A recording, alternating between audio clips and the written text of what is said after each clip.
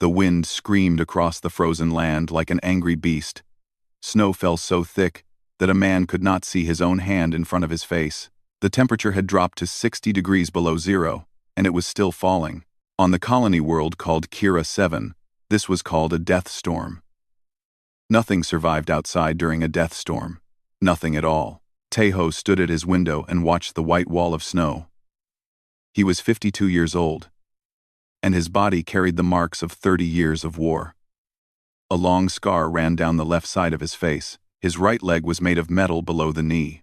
His hands were rough and covered with old burns, but his eyes were still sharp, and they saw something moving in the storm. He pressed his face closer to the glass. At first, he thought it was just the wind playing tricks. The storm could make a man see things that were not there. But then he saw it again. 3 shapes, small shapes. They were moving slowly through the snow, and they were heading toward the deep valley where the ice was thin and deadly. Tejo grabbed his heavy coat and pulled it on. He took his walking stick from beside the door. His wife had told him many times that he was too old to go out in storms. But his wife was dead now, gone for 5 years, and there was no one to stop him. He opened the door, and the cold hit him like a fist. The wind tried to push him back inside. Snow flew into his eyes and mouth, but Tejo was a soldier, and soldiers did not stop because of wind and snow. He pushed forward into the storm. Each step was hard. The snow came up to his waist in some places. His metal leg made strange sounds in the cold, and pain shot up through his hip. But he kept walking. He had to reach those shapes before they fell into the valley. It took him 20 minutes to cover a distance that would normally take 5. When he finally got close, he stopped and stared. His heart grew heavy in his chest. They were Villani. The Villani were tall and thin, with pale blue skin and large dark eyes. They had 4 arms instead of 2, and their bodies were built for warm planets, not frozen ones. During the Great War, the Villani and the humans had been enemies. Tejo himself had killed many Villani soldiers. He still saw their faces in his dreams sometimes. But these were not soldiers. These were a mother and 2 children. The mother was trying to carry both children, but she was too weak. She kept falling in the snow. One of the children, a small boy, was crying. The other child, a girl, was not moving at all. The mother looked up and saw Tejo standing there. Her eyes grew wide with fear. Tejo knew what she was thinking. She was thinking that he would kill them. She was thinking that this human would finish what the storm had started. She pulled her children closer and tried to shield them with her body. For a long moment, Tejo did not move. The wind screamed around them. The snow fell harder. He thought about the war. He thought about all the Villani he had killed. He thought about all the friends he had lost to Villani weapons. Then, he thought about his daughter. She had died in the war too, killed by a Villani bomb when she was only 19 years old. For years, Tejo had hated the Villani for taking his daughter. For years, he had wished them all dead. But looking at this mother and her children, he felt no hate. He only felt sad. The war was over. It had been over for 10 years. And here was a mother trying to save her children, just as any human mother would do. Tejo walked forward. The mother made a small sound of fear. She said something in her language, and Tejo did not understand the words. But he understood the meaning. She was begging him not to hurt her children. He stopped in front of her and looked down at the small girl in her arms. The child's eyes were closed. Her blue skin had turned a darker color. She was dying from the cold. Tejo reached out his hand. The mother pulled back, but she had nowhere to go. The storm was all around them, and she was too weak to run. Tejo spoke. His voice was rough from the cold, but his words were gentle. "Come with me," he said. "I have a warm place. Food. Medicine." The mother stared at him. She did not understand his words, but she understood his tone. She understood the look in his eyes. This human was not going to kill them. This human was trying to help. She said something in her language. Her voice was weak and shaking. The small boy next to her was still crying, and his tears were freezing on his face. Tejo pointed toward his cabin. "Come," he said again. Warm. Safe.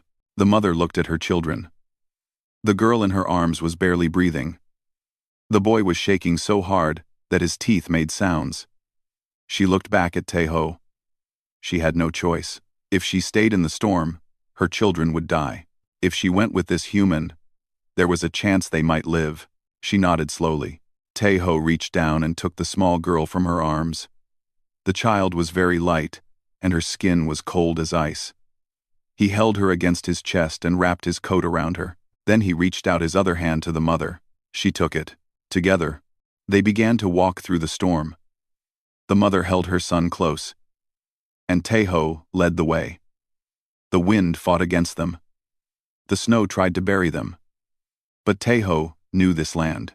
He had lived here for 10 years, and he knew every rock and every hill. It took them almost an hour to reach the cabin. By the time they got there, Taeho could barely feel his hands or feet. The mother was so weak that she could hardly stand. But they had made it. They were alive. Taeho pushed open the door and brought them inside. The cabin was small, just 2 rooms with a fire in the center. But it was warm, and after the deadly cold of the storm, it felt like heaven. He laid the small girl near the fire and began to remove her wet clothes. The mother watched him with wide eyes. She wanted to help, but she was too tired. She sat down on the floor with her son, and they both shook from the cold. Taeho worked quickly. He wrapped the girl in warm blankets. He made hot tea and gave it to the mother and the boy. He put more wood on the fire until the flames burned high and bright.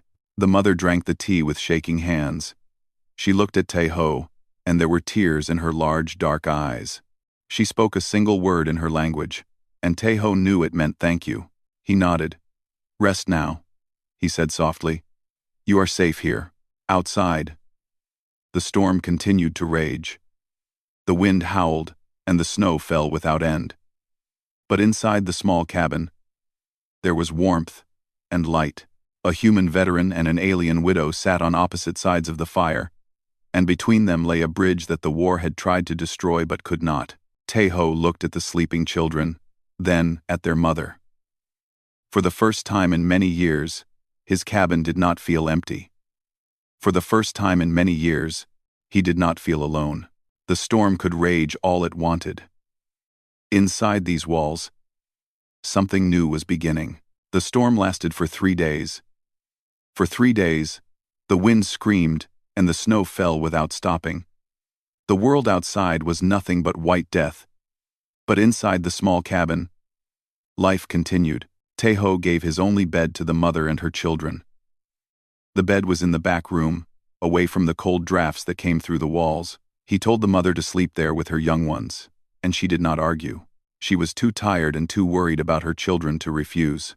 The small girl, whose name Taeho learned was Kiwi, had been very close to death when they arrived. Her body temperature had dropped so low that her heart had almost stopped, but after 2 days near the fire and with warm food in her stomach, she began to get better.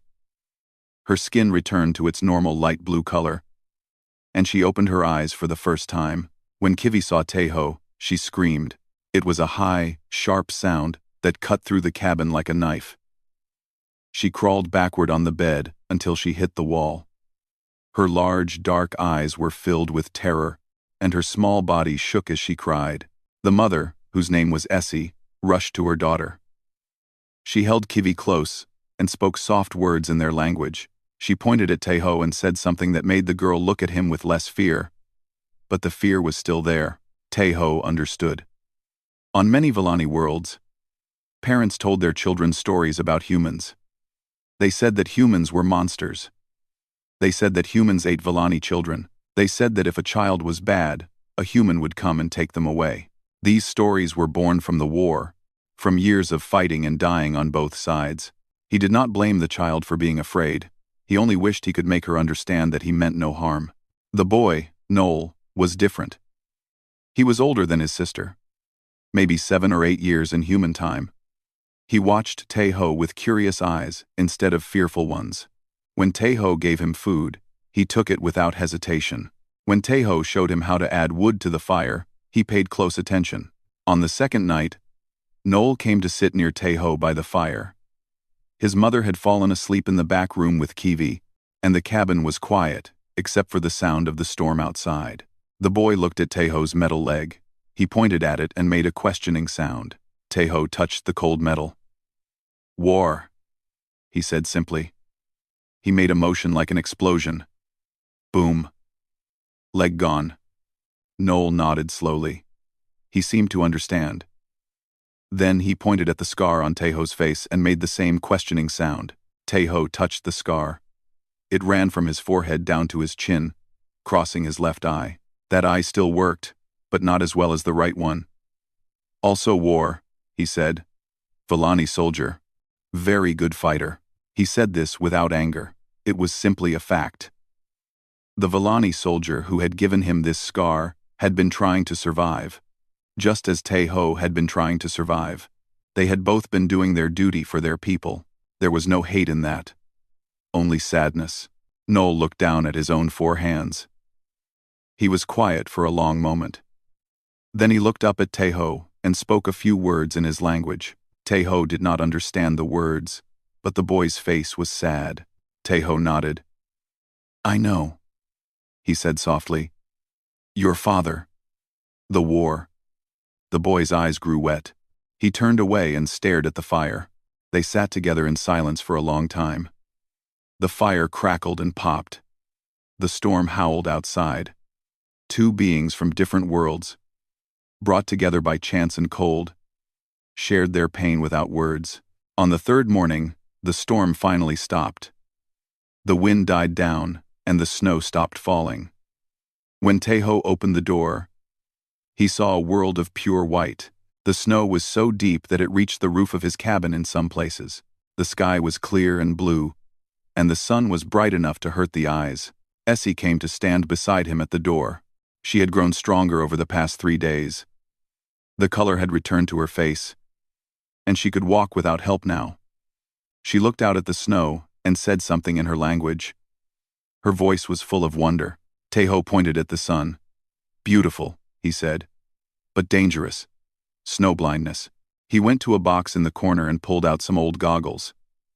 He had several pairs, left over from his years living alone on this frozen world. He gave 1 pair to Essie, 1 to Noel, and 1 to Kiwi. Kiwi would not take the goggles from his hand. She was still afraid of him. When he held them out to her, she hid behind her mother and made small sounds of fear. Taeho did not force her.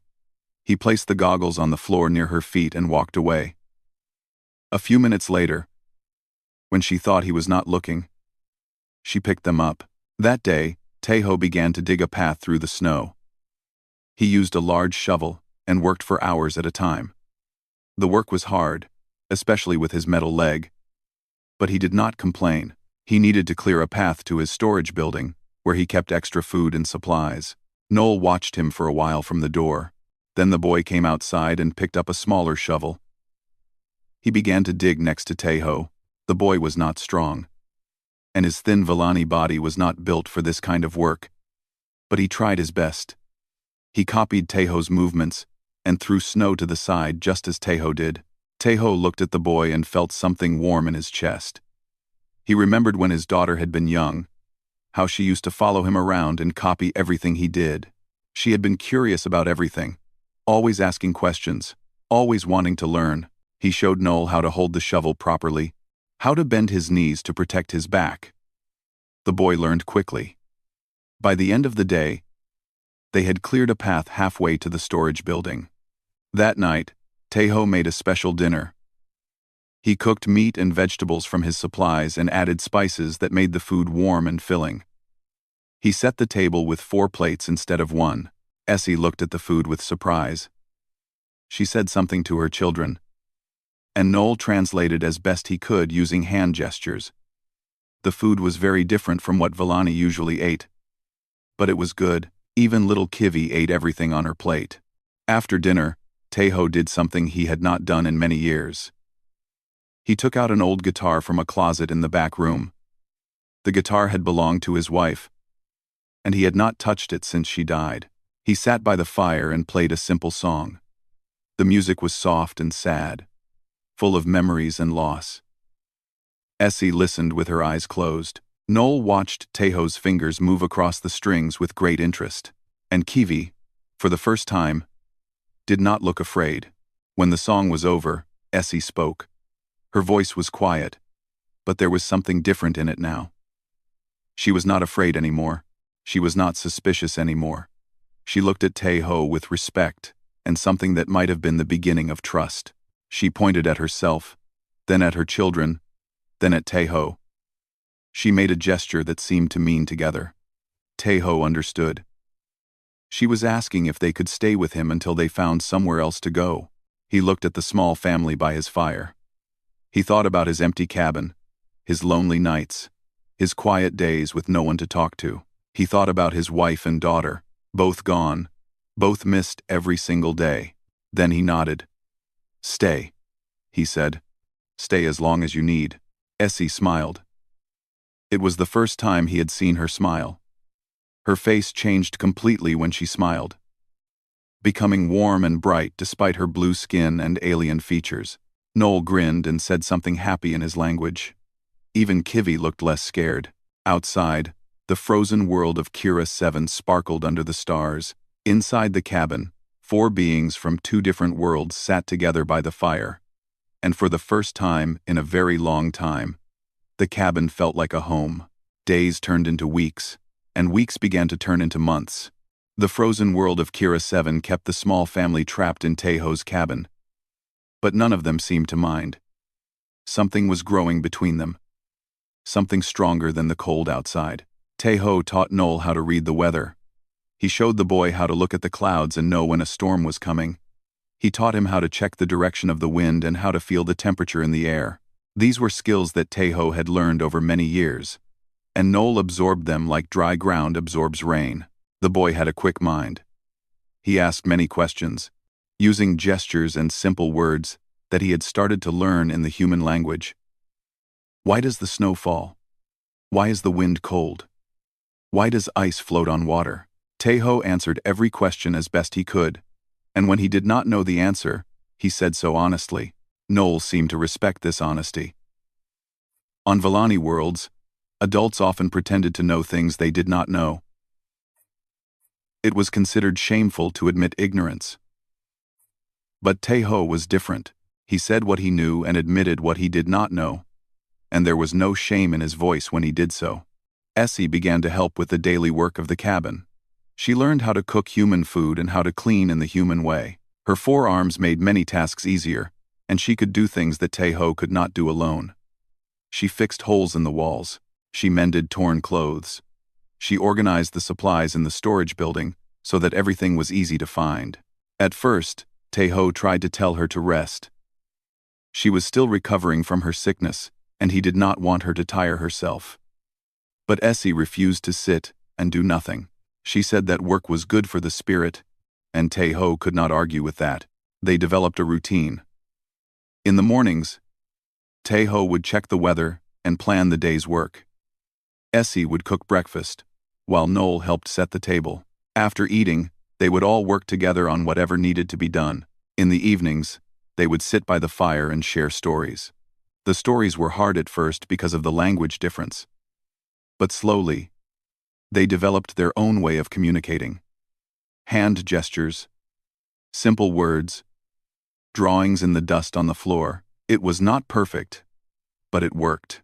Essie told stories about her home world, a warm planet called Valora, where the sun shone bright and flowers grew as tall as trees. She told stories about her people, about their music and art, about their long history and deep traditions. Her eyes would grow sad when she talked about these things, because she knew she might never see her home again. Teho told stories about Earth, about the blue oceans and green forests, about the mountains that touched the clouds and the deserts that stretched for thousands of miles. He told stories about his childhood, about growing up in a small village where everyone knew everyone and life was simple and good. He did not tell stories about the war. Not yet. Some wounds were too fresh. Even after 10 years, little Kiwi remained the greatest challenge.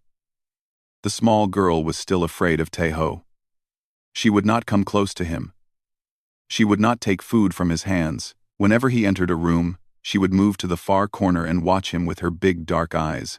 Taeho did not push her. He remembered what it was like to be a child and to be afraid. Fear could not be forced away. It had to be replaced with trust, and trust took time. He started leaving small gifts for her. A pretty stone he found while digging in the snow.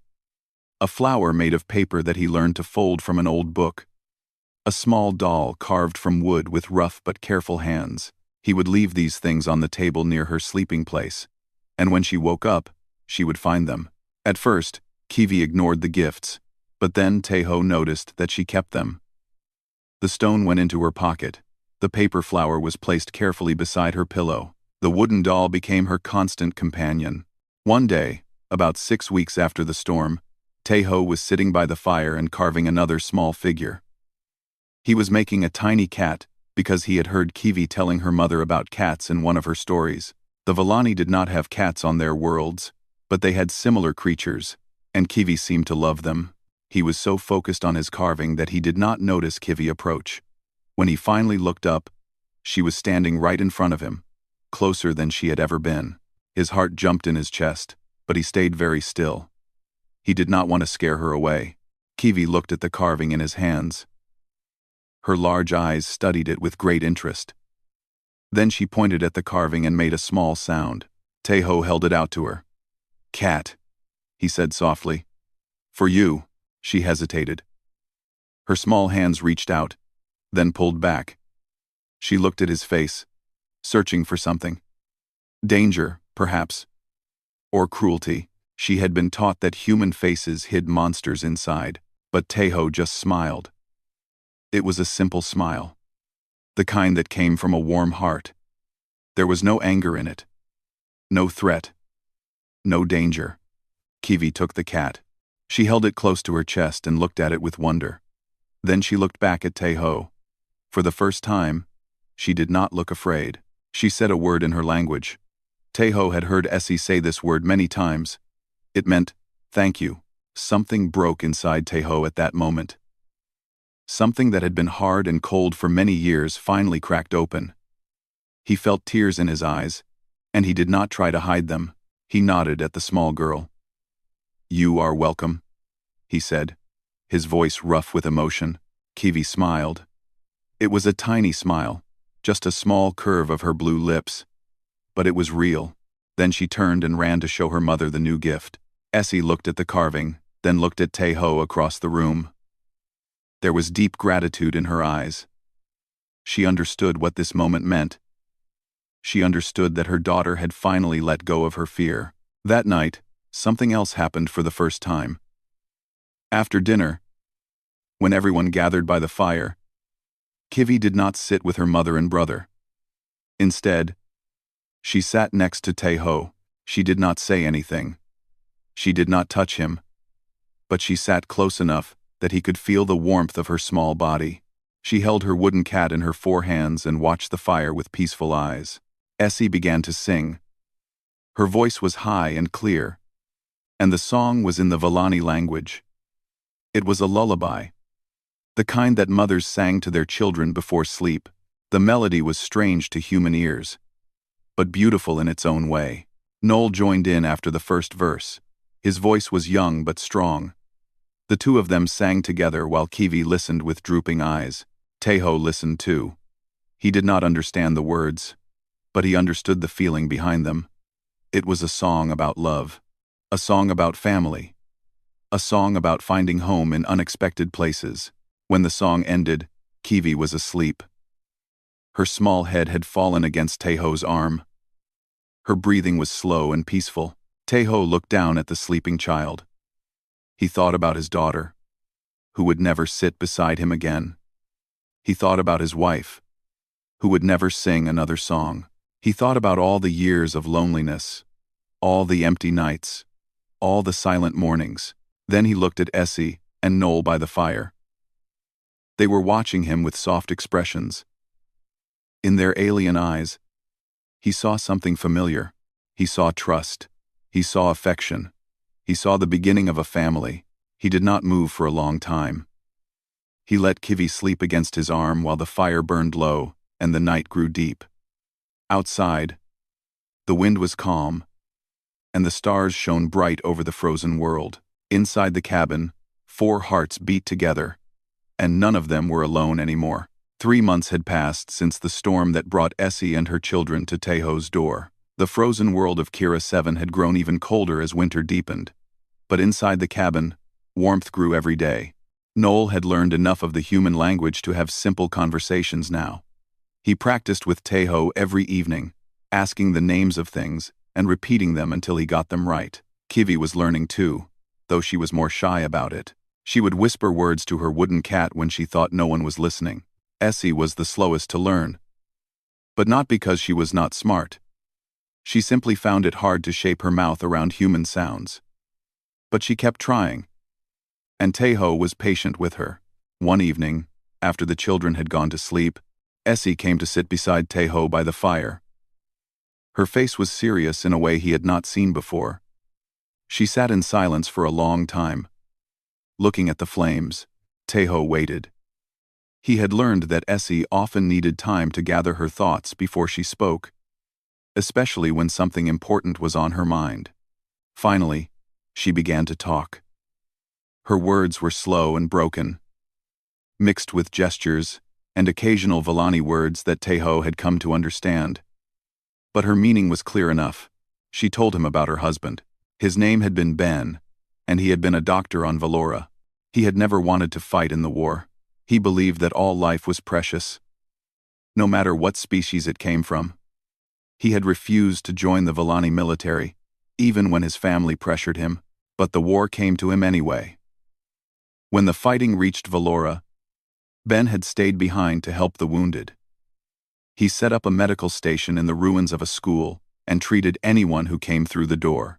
Volani, human, it did not matter to him. A person in pain was a person in pain.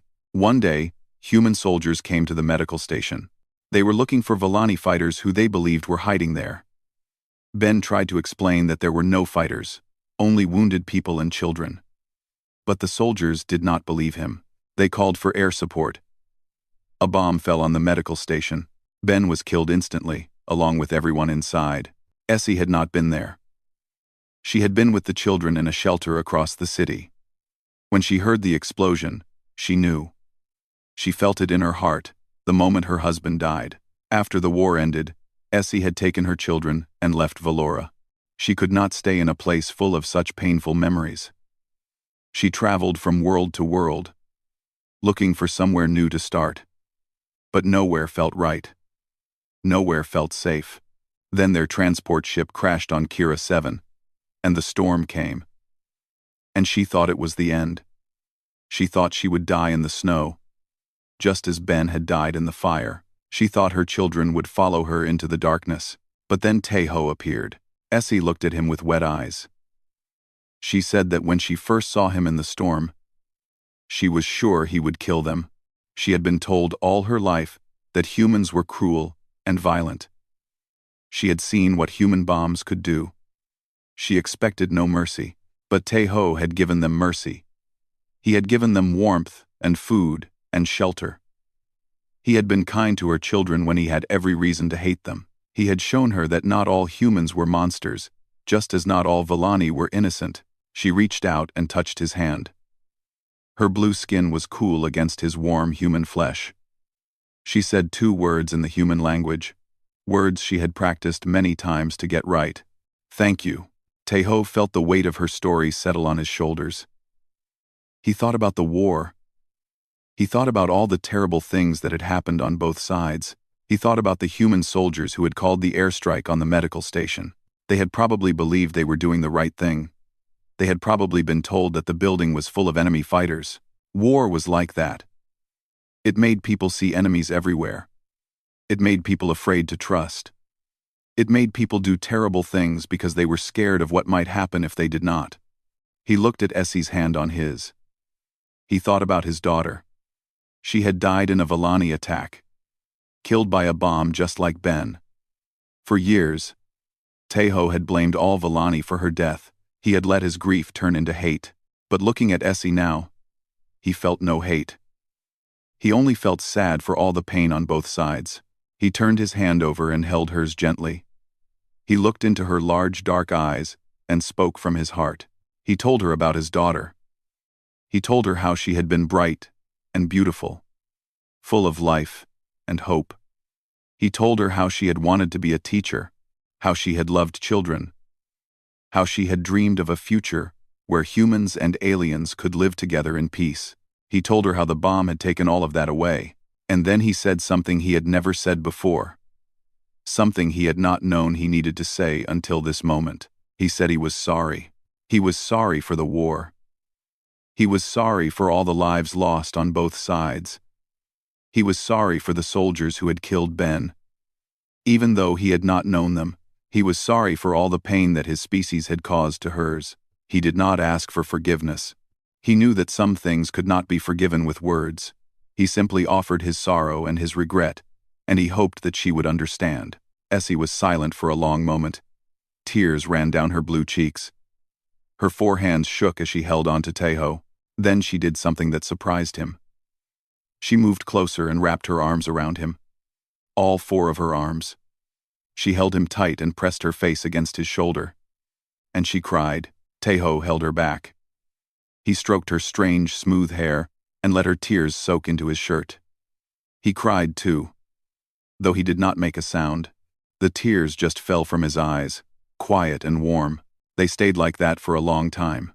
2 people who had lost everything to the same war, holding each other in a small cabin on a frozen world. 2 people who should have been enemies, finding comfort in each other's arms. When they finally let go, something had changed between them. The last wall had fallen. The last distance had closed. Essie wiped her eyes and tried to smile. She said something in her language, then repeated it in broken human words. Family now. Tejo nodded. His voice was rough when he spoke. Yes, family now. From the doorway of the back room, 2 small figures watched. Noel and Kivi had woken up and seen their mother crying in the human's arms. But they did not look scared. They looked happy. Noel took his sister's hand and led her back to bed. He whispered something to her, and she nodded. They understood that something important had happened. Something good. The fire burned low, and the night grew quiet. Tejo and Essie sat together in the gentle darkness, not speaking, just being. Outside, the stars wheeled slowly across the frozen sky, and the universe continued its endless dance. Inside the cabin, a new family was born from the ashes of an old war. Spring came slowly to Kira 7. The snow began to melt, and small patches of brown earth appeared between the white drifts. The days grew longer, and the sun gained strength, warming the frozen land bit by bit. 5 months had passed since the night of the blizzard. In that time, Tejo's cabin had become a true home.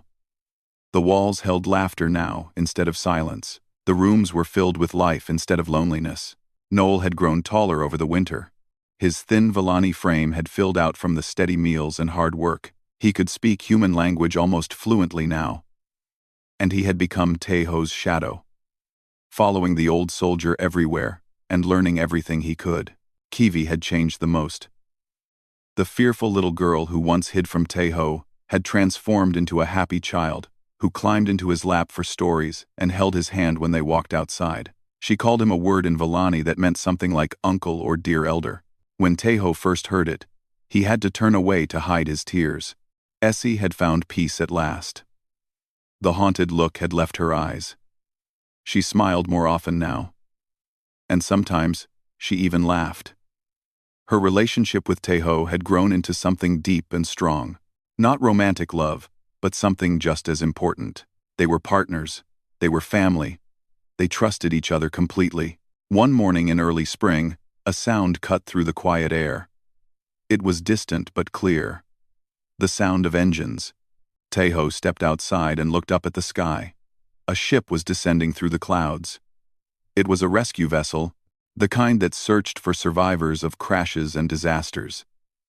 The authorities must have finally sent someone to look for the missing transport that had crashed months ago.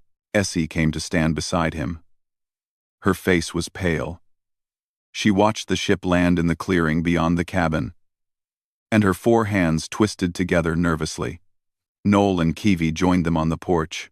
The children looked confused and a little scared. They had grown comfortable in this place. They did not want things to change. 3 figures stepped out of the ship. 2 were human officials in uniform. The third was a Vallani representative, sent to help with any alien survivors.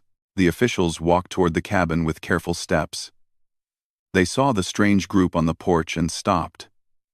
A human man, scarred and weathered, standing next to an alien woman and 2 alien children. It was not what they had expected to find. One of the human officials spoke first. He asked if anyone had survived the transport crash. He asked for names and identification. He asked standard questions in a standard voice. Tejo answered. He explained what had happened during the storm. He told them about finding Essie and her children in the blizzard, about bringing them to his cabin, about caring for them through the long winter. He spoke calmly and clearly. Like the soldier he had once been, the Vallani representative stepped forward. She looked at Essie with sympathy and spoke in their shared language. Essie answered briefly. The representative's expression changed from professional to surprised. She turned to the human officials and spoke in the universal trading language that everyone understood. She said that Essie and her children were refugees. Their homeworld had been destroyed in the war. They had been traveling from place to place for years, never finding a permanent home. The representative said that there was a Vallani colony on a warm world not far from here. Essie and her children could go there. They would be given housing and assistance. They would be among their own people again. She made it sound like a good thing, a gift, a rescue. Essie listened to all of this without expression. When the representative finished, Essie looked at Tejo. Tejo's heart felt heavy in his chest. He had known this day would come. He had known that the outside world would eventually find them. He had known that Essie and her children might have to leave, but knowing did not make it easier. He looked at Essie and tried to smile. He told her that she should go. The Vallani colony would be good for her and the children. They would have a future there. They would be warm and safe among their own kind. Essie did not smile back. Instead, she shook her head. She turned to the representative and spoke in the Vallani language. Her voice was firm and clear. She spoke for a long time, and as she spoke, the representative's eyes grew wider. When Essie finished, the representative looked stunned. She turned to the human officials and translated. Essie had refused the offer. She said that Kira 7 was her home now.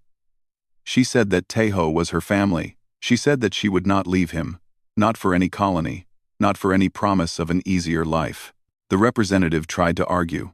She said that the colony had better resources, better opportunities, better weather. She said that the children needed to be around other Vallani, to learn their culture and traditions. Essie interrupted her. She pointed at Tejo and spoke 3 words in the human language. He is home. Noel stepped forward. He took Tejo's hand and stood beside him. His young face was determined. He said that he wanted to stay too. He said that Tejo had taught him more than anyone else. He said that this cabin, this frozen world, this human man, were everything he wanted. And then, little Kiwi walked up to Tejo and wrapped her 4 arms around his leg. She looked up at the officials with her big dark eyes and spoke a single word. Stay. The officials looked at each other. They did not know what to do. This was not a situation they had trained for. An alien family choosing to live with a human on a frozen colony world was not something that happened often. The Vallani representative made one last attempt. She asked Tejo if he truly wanted this responsibility. She asked if he understood what it would mean to raise alien children. She asked if he was prepared for the difficulties ahead.